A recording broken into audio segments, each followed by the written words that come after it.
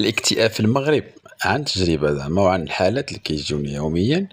الاكتئاب في المغرب متعلق بالفقر، لو تيرم ديال الزنقة متعلق بالحزقة. بعد لو تيرم واخا ما يعجبش بزاف الناس، مي الحزقة بالدارجة المغربية هي سبب التعاسة والاكتئاب والنوبات الهلع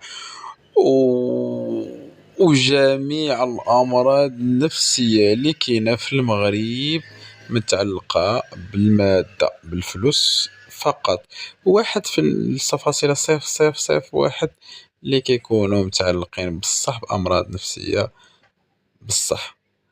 حيت الانسان كيجي كيتواصل معك كتعطيه حلول، وداك الحلول اللي كتعطيهم له باش انه يتعالج خصهم الفلوس.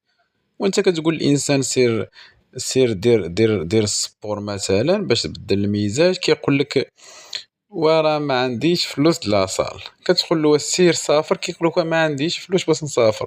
كتقول له وحاول ما امكنك تاكل ماكله صحيه، كيقول لك ما عنديش الفلوس باش نشري ماكله صحيه.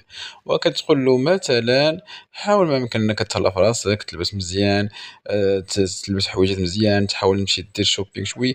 وما عنديش فلوس باش نمشي نشري سبرديله وصنداله وسروال ونشري المكياج ونحسن ونقاد ونحمحم وندير ماساج وندير. إذن المشكلة وين اللي عندنا في هاد البلاد هو الفقر. إذا ما كاينش مرض نفسي في المغرب، كاين الفقر النفسي في المغرب. كاين الفقر النفسي في المغرب وليس المرض النفسي. مازال دول أوروبية ممكن يكونوا كيعانيو من أمراض نفسية، أما حنا في المغرب ما يجيش واحد يقول لي أنا مريض نفسانيا. نتوما كتعانيو من الفقر في الجيب، هو اللي كيؤدي لأمراض نفسية. ياسف.